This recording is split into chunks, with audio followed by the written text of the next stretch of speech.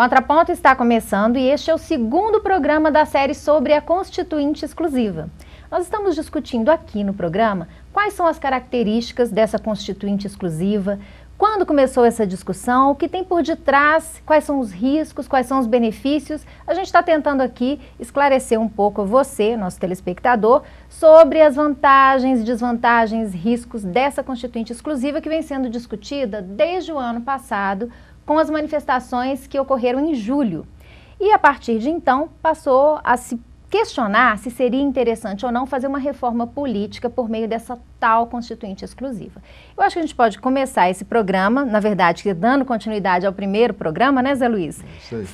Retomando a ideia do que é essa tal Constituinte Exclusiva e soberana. O que significa isso, Zé Luiz? Pois é, eu acho que no programa anterior a gente desenvolveu alguns conceitos aqui que são importantes para o telespectador, e principalmente não da área jurídica, e portanto não está habituado, né, a esses conceitos, a entender o que seria essa Constituinte Exclusiva. Então, naquela ocasião, a gente falou que falamos do poder constituinte originário, que é um poder criador, que cria a Constituição, né, cria o Estado e cria a Constituição. Quando a gente fala uma Constituinte Exclusiva, seria uma Constituinte originária, ou seja, que vai criar a Constituição, criar o Estado, criar uma nova ordem jurídica, e que seria exclusivamente para ter essa função. Então seria uma Assembleia eleita com representantes populares que teria a função de elaborar a nova Constituição e depois de elaborada a nova Constituição, promulgada a Constituição, essa Assembleia se dissolve e começa uma vida nova para o Estado. Na semana passada a gente até comentou da dupla característica dessa Constituinte Exclusiva proposta, né? Porque o que nós temos conhecimento, o que é recorrente na ideia de uma Constituinte, é que ela é desenvolvida, ela é criada, ela é convocada para elaborar uma Constituição, que são todas as normas que estruturam o Estado. Mas essa Constituinte Exclusiva está sendo discutida para trabalhar um tema exclusivo também, né? E aí a gente falou disso, da dupla dimensão da exclusividade dessa então, Constituinte. Isso é algo interessante, porque isso é uma novidade. A gente pode falar, isso é possível? Sim, é possível e cabe completamente dentro da lógica da teoria do poder constituinte. Não precisa inventar uma nova teoria. O que também não teria problema nenhum, construir novas teorias para tempos distintos, realidades sociais, políticas, econômicas distintas. Eu acho muito importante você dizer isso, Zé Luiz, porque o argumento de que não pode porque não existe, né?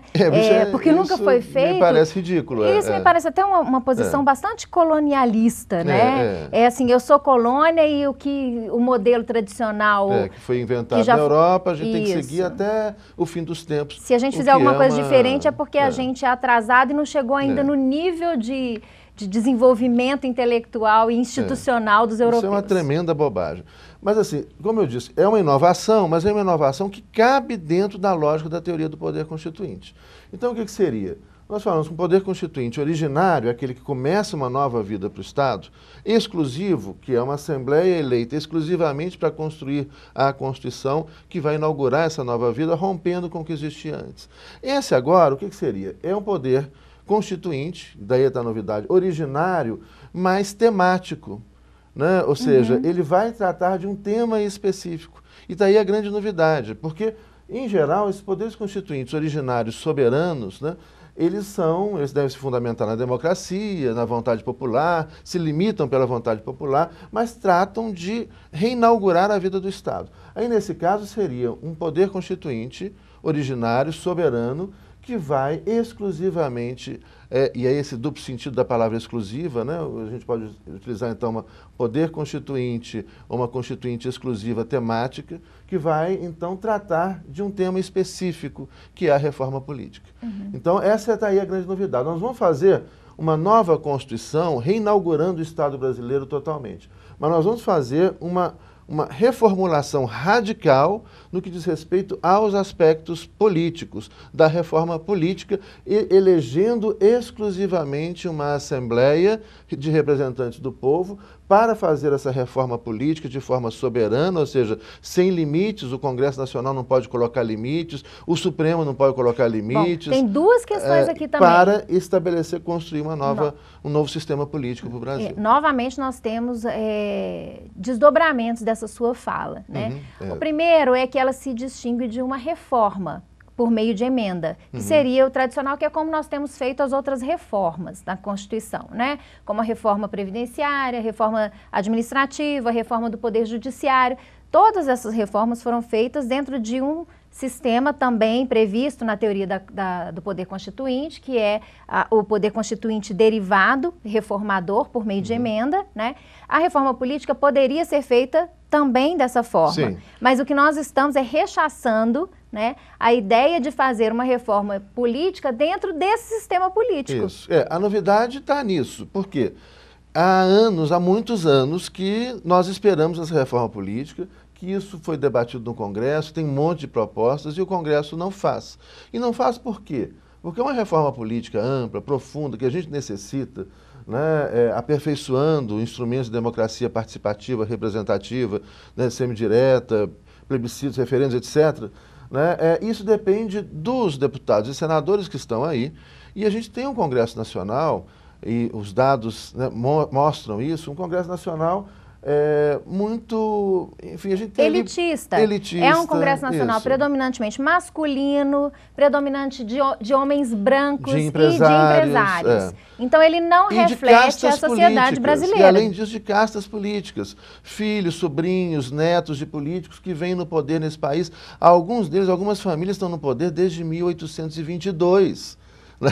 Outras estão aí há décadas no poder, né? Enfim, e que óbvio que essas pessoas não vão fazer uma reforma política para democratizar, né, esse nosso sistema, que é imperfeito, que tem muitos problemas, porque isso vai afetar o interesse deles, vai significar a perda de poder. Daí que é necessário a gente pensar, e daí que surge essa tese de uma exclusividade, de criar uma constituinte exclusivamente para elaborar essa reforma, e depois de feita essa reforma ela vai desaparecer. Bom, daí essa ideia de uma nós vamos eleger pessoas que vão fazer essa reforma.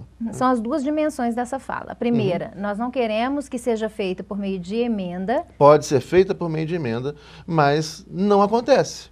Então a gente vai ficar esperando até quando? A primeira questão é essa, né? É romper com o limite que a emenda tem. E além disso... A segunda é que porque a gente poderia também criar uma constituinte, né, originária temática com os membros do Congresso atualmente. E é isso que a gente também não quer. Que não seria exclusiva. Que não vai resolver absolutamente coisa nenhuma. Claro. É até um perigo fazer uma coisa dessa. Então, as duas rupturas são essas. Romper com os limites que o poder de emenda tem e romper com a configuração que não reflete a sociedade brasileira. Isso. Então, nós poderíamos fazer essa reforma por meio de emendas. O que é uma emenda?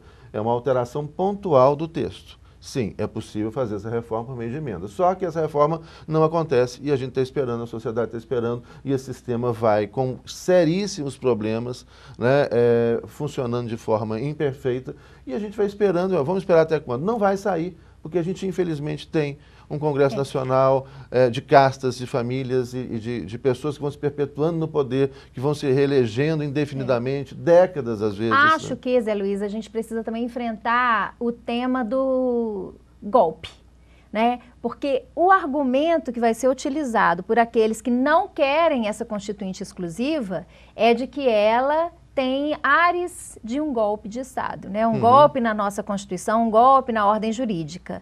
Né? Será que é antidemocrático, né, submeter novamente a população às questões que envolvem a estrutura que define o futuro dessa população? Né? Não tem outras experiências como constituintes que foram também convocadas com adesão popular, recentemente, inclusive, na América Latina? Sim. Pois é, esse é um problema seríssimo. O que legitima a ruptura com uma ordem constitucional?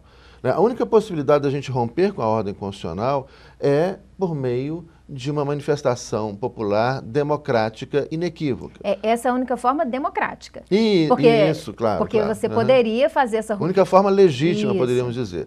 Porque você tem muitos casos de golpes. Então, uma coisa é um golpe. O golpe o que é? Você tem um grupo que tem poder, né? Poder econômico, poder militar, poder, mais diversas formas de poder, e esse grupo minoritário usa desse poder para romper com a ordem jurídica, para colocar a vontade deles, e muitas vezes, e aí uma preocupação interessante, importante, né? Muitas vezes esse grupo utiliza até de mecanismos que seriam do sistema e que seriam aparentemente democráticos, por exemplo, plebiscito.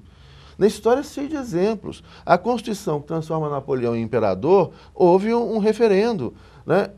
Hitler convocou plebiscito. Stroessner, aqui no Paraguai, governou o Paraguai mais de 30 anos fazendo plebiscitos. Então, uma coisa que é importante a gente pensar, o voto em si não é democrático. A consulta... O voto é um instrumento a serviço da democracia.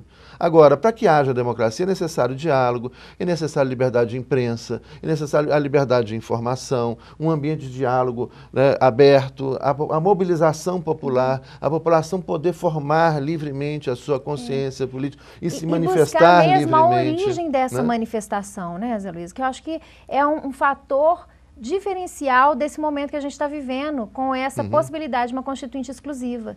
É porque ela surge da população, ela surge de um desejo, que nós vamos falar aqui no segundo bloco, né, esse movimento, uma mobilização que está ocorrendo, nós vamos falar um pouco sobre isso aqui, em torno dessa temática, ou seja, ela nasce do povo, né, do desejo de mudança. E aí então é que está a legitimidade. Só a democracia pode romper com a Constituição, né, então, no caso, poder constituinte originário. Democraticamente, o que aconteceu na Bolívia, no Equador, na Venezuela, recentemente, né? No Brasil, em 88, no Brasil, em 88, teve as suas especificidades que a gente discutiu um pouco, né, o programa passado. Mas só a democracia justifica romper com uma ordem jurídica que o povo entende que não serve mais. Né, e construir imediatamente um novo sistema, uma nova Constituição que estabeleça, que proteja direitos, que seja democrática, porque fundada nessa vontade livre, nessa construção livre, né, de uma vontade plural, com respeito à diversidade, etc, etc. Então, esse é um ponto. Aí vem o perigo. Então, só convocar formalmente um plebiscito, mas sem dar a possibilidade de debate livre, amplo, democrático, sem a mobilização das sociedades, sem a mobilização da população, dos movimentos sociais, né, isso pode ser muito perigoso, porque isso pode dar uma ideia errada de que quando você chama as pessoas para se manifestarem no plebiscito e opinarem sobre determinada coisa, mas se isso não envolve mobilização popular, né, informação livre, discussão livre, isso pode ser a utilização do voto como uma simples, falsa legitimação de uma vontade já previamente definida pelo poder. Pode ser pelo poder econômico, pelo poder de uma mídia. Lembrando que a gente não tem uma mídia democrática. Que é um outro problema sério. Que é um problema sério no Brasil. Ao lado da reforma política que é necessária. Daí falar-se num plebiscito popular, mais do que num plebiscito, mas a gente, na segunda parte do programa, a gente discute isso. Exatamente. Nós vamos fazer um pequeno intervalo e no segundo bloco nós vamos voltar falando sobre plebiscito oficial e plebiscito popular. Aguarde.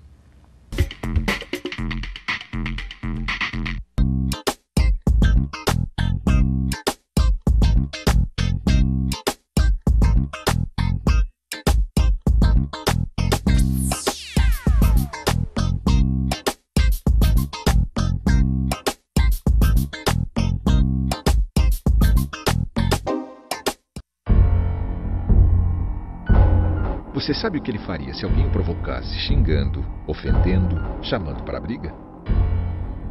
Nada. Minha vida vale mais do que qualquer briga ou discussão. No Brasil, milhares de pessoas são mortas por motivos fúteis. Conte até 10. A raiva passa, a vida fica. Paz. Essa é a atitude. Uma campanha do Conselho Nacional do Ministério Público e ENASP.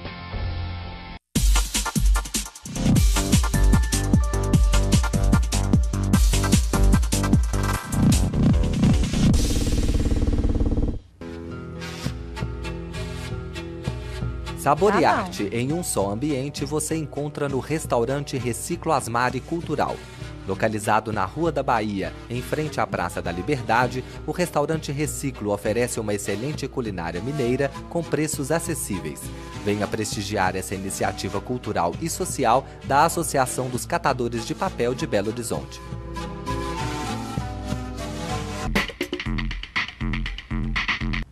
Contraponto está de volta. E e este é o segundo programa sobre a Constituinte Exclusiva. Nós estamos discutindo aqui de onde surgiu essa ideia de Constituinte Exclusiva, quais são as vantagens e desvantagens, riscos dessa Constituinte Exclusiva e o que significa isso. Bom, nesse segundo bloco, nós nos comprometemos a falar um pouco sobre o plebiscito que está sendo invocado pela população para poder legitimar essa Constituinte Exclusiva. E aqui a gente falava, né, Zé Luiz, no primeiro bloco, da mobilização popular em torno de um plebiscito. Agora, o plebiscito, acho que a gente pode começar falando sobre o que é o plebiscito, até para diferenciá-lo de um referendo, né? Quais são as condições para um plebiscito dentro do sistema jurídico como ele está estruturado no Brasil e o que é esse plebiscito popular que está correndo à margem aí do plebiscito juridicamente previsto. Pois é, eu acho que aí, primeiro, a diferença entre plebiscito e referendo, que plebiscito é uma consulta que antecede uma tomada de decisão. Então, geralmente é uma consulta com uma pergunta simples. Você é a favor ou contra isto? Você é a favor ou contra o aborto, por exemplo? Você é a favor ou contra o porte de armas? A favor ou contra o presidencialismo, o parlamentarismo? Escolhe entre uma hipótese e outra hipótese. Nós tivemos no Brasil um plebiscito para escolher entre parlamentarismo e presidencialismo, entre república e monarquia.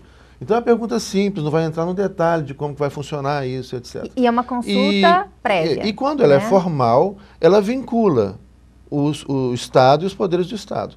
Ou quando ela não é uma consulta formal, ela não vincula, né, isso. O referendo já é uma consulta posterior, ou seja, eu elaboro uma reforma política, elaboro uma reforma constitucional, elaboro uma Constituição. Ou e um projeto depois de lei aprovado, como foi o caso do desarmamento. desarmamento. De projeto de lei, etc. E depois submeto a aprovação ou não da população. Obviamente que aí é uma questão muito mais complexa. Geralmente no referendo você tem várias questões, né? Por exemplo, nas constituições da Bolívia e do Equador, né, houve um referendo para aprovar. Depois que a Assembleia aprovou a Constituição nova do Equador em 2008, a nova da Bolívia em 2009, ela foi submetida a um referendo popular. Então, onde a população é perguntada se aprova a Constituição. E aí, obviamente, implica o quê? Que as pessoas já têm que conhecer o texto constitucional, muitas vezes você tem um questionário sobre determinados detalhes, etc. O referendo, ele é mais detalhado, ele é mais complexo, o referendo vem depois, né, mas vincula a entrada em vigor da Constituição ou da lei.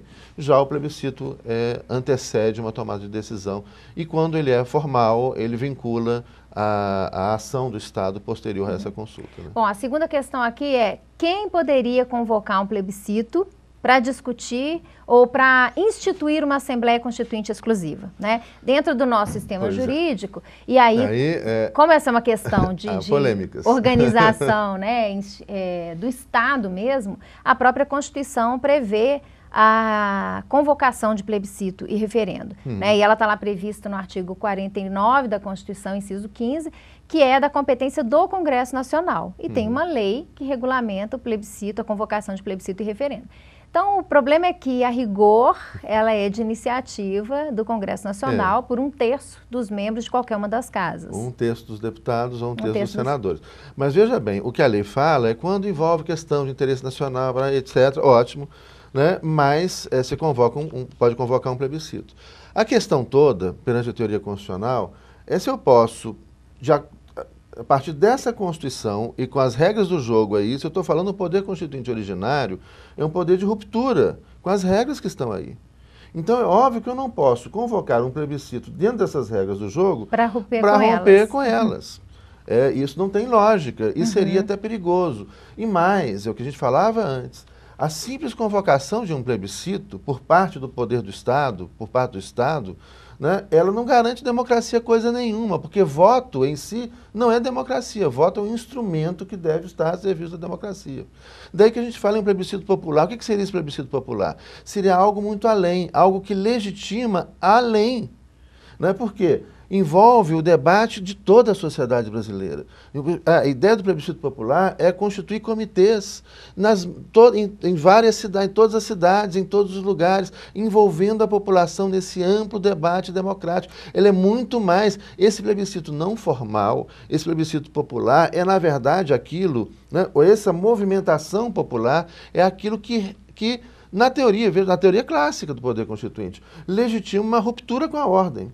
Então, uma coisa é um plebiscito formal, onde eu convoco um plebiscito, falo, agora vocês vão votar sobre isso aqui, ou o Estado define como é que vai ser o voto, só qual assunto Você vai está definir. dentro do mesmo jogo. Mas isso pode ou vai se realizar muitas vezes sem um amplo debate popular. Então, por exemplo, a gente teve plebiscito lá sobre república e monarquia, parlamentarismo e presidencialismo. Olha, ali não houve um amplo debate. Você a população tem que ter não se a envolveu propaganda nisso. eleitoral, porque é um processo eleitoral, né? Tanto o plebiscito quanto o referendo. Uhum. Você tem que ter um horário de propaganda para as duas respostas, para a resposta positiva ou negativa do que está sendo consultado. Tem que haver um esclarecimento sobre isso, mas não chega a ser exatamente um debate. Então a gente está falando aqui, o que é muito lógico do ponto de vista da teoria da Constituição, eu não posso romper com a ordem constitucional vigente, né, porque os instrumentos, por meios jurídicos. Essa discussão... Por meio da própria ordem, né? Por meio da própria ordem, isso não existe. Seria, por exemplo, como se a gente tivesse tentado romper com o regime ditatorial no Brasil, com a ditadura civil-militar, né, empresarial-militar, dentro das regras aliás, foi o que o Sarney tentou ditadura. fazer e fez. Mas esse ato que ele fez, de convocar uma nova constituinte por meio de uma lei, de uma emenda à Constituição da ditadura, né, foi, na verdade, um ato político, porque juridicamente isso não tem valor nenhum. Então, algo que é muito importante que o telespectador tem que prestar atenção nesse debate todo, que trata-se de um debate muito mais político do que jurídico. Claro. A convocação de uma constituinte exclusiva, temática, para fazer a reforma política, é um debate essencialmente político, mais do que jurídico. Duas questões Obviamente aqui. que é jurídico também, porque isso vai refletir na ordem jurídica. Mas ele é, antes de tudo, o que legitima, antes de tudo, não é uma discussão legal. A legitimidade está na discussão política democrática. Bom, tem duas questões aqui que a gente tem que enfrentar ainda, até nós temos 10 minutos aqui. A primeira é em relação a esse plebiscito popular que já está acontecendo. Né? Existe aí já uma mobilização, um movimento nacional pela realização do plebiscito popular que vai ocorrer na semana considerada chamada Semana da Pátria, em setembro, né, durante ali, no entorno do dia 7 de setembro. A semana, acho que vai de 1º a 7, eu agora não estou muito segura disso, mas há a criação hoje de comitês em todos os estados da federação e no Distrito Federal, né, em vários municípios já se mobilizaram também, universidades se mobilizaram para criar comitês para consultar a população, para esclarecer, para debater sobre a Assembleia Constituinte. E é isso que é o bonito, que é o forte do movimento, porque não é formal, não é jurídico, é político, é democrático. E é só esse campo político-democrático que autoriza eu romper com uma ordem jurídica para estabelecer uma outra ordem jurídica. E isso é que é um poder constituinte originário. Né? Então, eu acho que essa discussão é muito importante. Mesmo falar, mas... Essa constituinte exclusiva, temática, ela é inconstitucional frente à Constituição de 88. Não, a discussão não é essa. A discussão ela é democrática, ela é legítima, né? Ela parte da soberania popular. E se você quiser saber mais sobre esse tema, constituir um comitê para esse plebiscito no seu bairro, no seu prédio, na sua cidade, na sua universidade, você pode consultar na internet no endereço www.plebiscitoconstituinte.org.br. Nesse endereço você vai encontrar todo um material sobre o plebiscito constituinte, você vai encontrar uma cartilha, o material de divulgação dessa consulta popular que será feita no mês de setembro, e você pode mobilizar os seus amigos, sua família, para participar desse debate. É importantíssimo que as pessoas se mobilizem em torno desse tema, né, Zé Luiz? Sem dúvida. Isso é que vai legitimar justamente todo esse processo. É a participação popular, o envolvimento da população que faz toda a diferença e que vai dizer se nós podemos ter uma assembleia exclusiva, né, e temática ou não. Porque ela só pode ocorrer se houver um amplo, inequívoco apoio, envolvimento da população, envolvimento democrático. Mais uma vez eu insisto, isso é uma questão, a legitimidade dessa Assembleia, né, aceita pela teoria do poder constituinte clássica, ela está no envolvimento da população no debate e no desejo dessa população, né, em fazer essa reforma política participando desse debate. Bom. E não simplesmente convocar um plebiscito para as pessoas dizerem sim ou não e depois deixar os representantes resolverem sozinhos. Bom, o último problema que a gente tem que enfrentar aqui nessa discussão no programa é sobre quem pode constituir essa Assembleia, ou seja, quem pode integrar essa Assembleia Constituinte Exclusiva. Tem que ser necessariamente rateada entre os partidos políticos? Não, nós não estamos falando, portanto, de um poder de ruptura, mesmo que essa ruptura seja parcial, seja em um tema específico, mas é um poder soberano. Lógico, ela tem que expressar toda a vontade de toda a sociedade. E a gente viu enormes problemas que a gente tem com o Congresso Nacional. Então aí a ideia é de que qualquer cidadão possa participar, que a gente tenha representantes dos movimentos sociais, da sociedade civil organizada, mais variados campos, dos sindicatos e também dos partidos políticos, mas que todo mundo possa participar disso, que seja exclusivo, esses representantes vão só fazer a reforma política e depois teria até algo que seria interessante, seria limitar a possibilidade desses candidatarem nas eleições seguintes, né, para caracterizar, olha, aqui nós estamos falando de um poder, né, livre sem qualquer tipo de comprometimento ou interesse, né, pessoal, mas que represente a sociedade brasileira na sua grande e enorme diversidade. Né? Bom, se você quiser se informar mais sobre esse tema, acesse na internet www.plebiscitoconstituinte.org.br. Aproveite esse material que está à sua disposição, vamos aproveitar para a gente fazer a primeira e grande reforma que a gente precisa para mudar as coisas nesse país e para a gente finalmente, né, conseguir aquilo que a gente começou a reclamar lá em julho de 2013, que é um país melhor para a gente. Então, continue com a programação da TV Comunitária e na próxima semana o Contraponto volta com mais um debate para você.